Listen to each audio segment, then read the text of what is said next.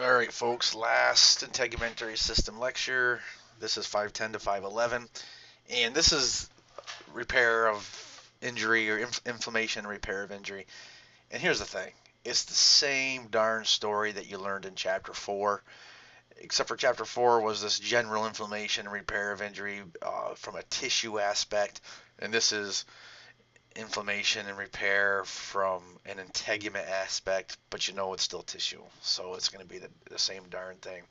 So first of all, you have a break in your skin, and because there's blood vessels in your skin, you have bleeding going on, and something that that you're going to learn later, but I might not mention too much, is that the blood clotting process that occurs to stop yourself from bleeding is linked to inflammation. So when we're clotting our blood, we're also turning on some inflammatory signals here. So what happens is we release three main chemicals: prostaglandins, histamines, and kinins. Yes, there are others like leukotrienes and things like this, but prostaglandins, histamines, and kinins are the big ones. Histamines come from these mast cells, and kinins come from this thing called high molecular weight kininogen, which is a precursor of these kinins, and they all are involved in inflammation. So what is inflammation? Well, what it is leaky capillaries. Now, I just told you that what I told you was that we're going to clot up these capillaries. We are going to clot up these capillaries. But some of these capillaries that we don't let hemorrhage are still going to remain slightly leaky. And that means that white blood cells are going to crawl out of the bloodstream into the tissue. That means mast cells are going to degranulate.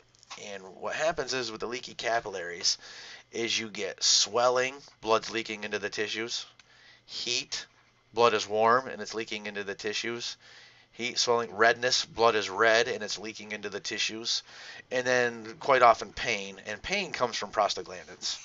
Matter of fact, the reason why you have some chemicals like aspirin and NSAIDs that also alleviate your pain is because aspirin and NSAIDs keep prostaglandins from being synthesized or slow it down anyway. So you got swelling, heat, redness, and pain as part of inflammation, and it's all due to leaky capillaries. Histamines are your primary reason why your capillaries leak. So we have an injury, and we have the beginning of the inflammatory phase. The migratory phase is when the white blood cells diapedese or extravasate. So the two words for a white blood cell leaving the bloodstream is diapedesis, which equals another word that some people use, extravasation. Extravasation. Vasa means blood vessel, so outside the blood vessel.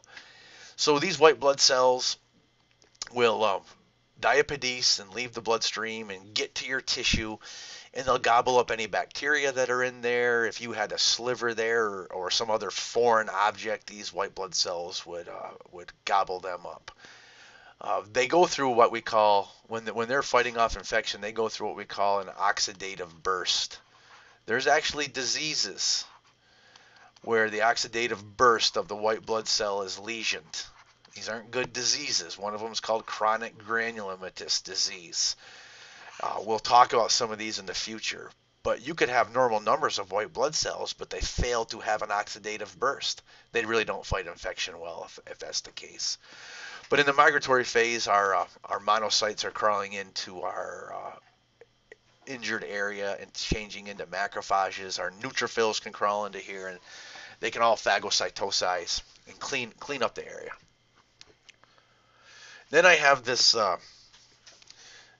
proliferation phase where my fibroblasts will proliferate, and they'll start laying down collagen, because that's what fibroblasts do. Fibroblasts lay down collagen. And if the injury is not too extensive, eventually you'll replace this with normal tissue. And in this case, dense irregular connective tissue, because this is your dermis. And this injury up here will be replaced with normal tissue, normal epithelial tissue. But if the injury is too extensive, what happens here is the fibroblasts lay down collagen, and that tissue stays, and it stays as scar tissue. So you don't replace this with normal the type of previous tissue that was there. You replace it with scar tissue. If the injury is too extensive. If it's not too extensive, then you will replace all this with the normal tissue that is there. And in the scarring phase, now realize that how much scar is there differs. You might not have any scar. I mean, you've probably had cuts in your life before that you have no scarring. But so a lot of cuts lead to scarring to some degree or another. It could be the finest, faintest scar, or it could be this great big keloid raised scar. But the scarring phase is when you shed your fibrin clot, the scab. We call that a scab now. It's the fibrin clot, and you've healed over the cut in the integument with epidermis, epithelial cells. And what you have is you have these fibroblasts with it's connected with its collagen down here, and this is the scarring phase right here. And these fibroblasts keep on laying down collagen. Now they actually might keep on laying down collagen past the point of where you're healed, and that leads to a raised scar. We call it keloid. This is called a keloid, a raised scar, because the fibroblasts keep laying down collagen. All right. Now let's talk about burns a little bit on your skin. The extent of the burns and the depth of the burns are what's important.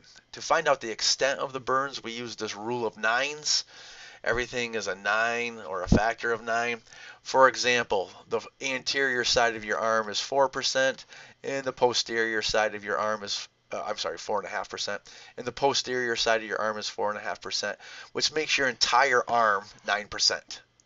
This arm is 9%. The anterior side of your trunk is 18%. That's 9 times 2. The posterior side of your trunk is 18%. I hope I said 9 times 2. I have a feeling I just said 9 plus 2. I realize 9 plus 2 is 11. So 18% falls into the rule of nines because it's 9 times 2. The back of your trunk is also 18%. The anterior side of your thigh and leg is 9%. The posterior side of your thigh and leg is 9%. So your entire leg is 18%. Your anterior side of your face is your head is 4.5%. The back side is 4.5%. Your perineal area is 1%. So yeah, this is the rule of nines, but the genitals is just 1%. All right, so when you're estimating burns for somebody, for a doctor or another nurse, or maybe an EMT is giving you a report, or you're giving them a report, something like that, we use these rule of nines to estimate the extent of burning. And then we also use this first degree, second degree, and third degree burns to say the depth of burning. A first degree burn is just your epidermis. You can see this right here. You're just burning your epidermis. You just get a little redness. So there's an inflammatory response. There certainly is an inflammatory response, but not to the extent where it involves the dermis. But a second degree burn does involve the epidermis and dermis, and because it involves both, you get blisters.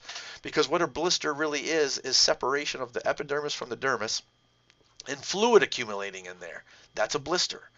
So a second degree burn is when you've burned the epidermis and dermis.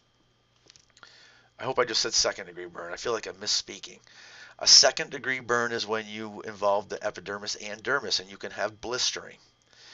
And then a third degree burn is also called a full thickness burn, and you burn right through the epidermis, right through the dermis, and into the hypodermis. You get necrotic tissue with a third degree burn. The biggest, this is very, very serious, by the way, but the biggest problem with third degree burns is infection. That's the biggest problem. I mean, you could have a problem with infection with second degree burns if you're popping your blisters. So don't pop these blisters. Let the underlying tissue heal before you start breaking these blisters. With third degree burns, you've burned the epidermis and dermis and into the hypodermis. So infections are a huge problem. Another huge problem is potassium regulation. You have a hard time keeping your potassium in homeostasis because you've burnt through into your hypodermis, and now you're leaking all kinds of fluid, and you have a potassium regulatory problem. So that's the problem with third-degree burns. So extent and depth are important things when you're triaging or treating burns. All right, what about aging? Well, the thing with aging is this. Some of my your skin gets thinner. That's what it says first. And I have macrophages they're called fixed macrophages. They no longer leave the area, so they stay in the area. Like liver has Kupffer cells. That's a fixed macrophage in the liver. Well, the skin has Langerhans cells. Those are fixed macrophages in the skin. However, when you get older, you lose those Langerhans cells. So now your skin doesn't have the same ability to fight off infection as it once did.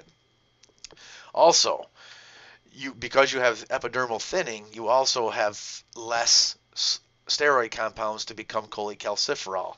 So you make less vitamin D3 in the presence of sunlight. So this becomes a problem, and that exacerbates osteoporosis, which is probably already occurring anyway.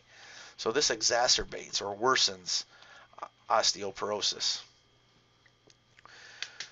Let me see what else. Oh, that's about all I want to talk about right there. All right, you can see this right here. That also lends to your wrinkles, your matrix of your connective tissue. The dermis is connective tissue. Remember, has less glycosaminoglycans and chondroitin sulfate and proteoglycans, things like that. So you get more wrinkles. But that's just really an aesthetic thing.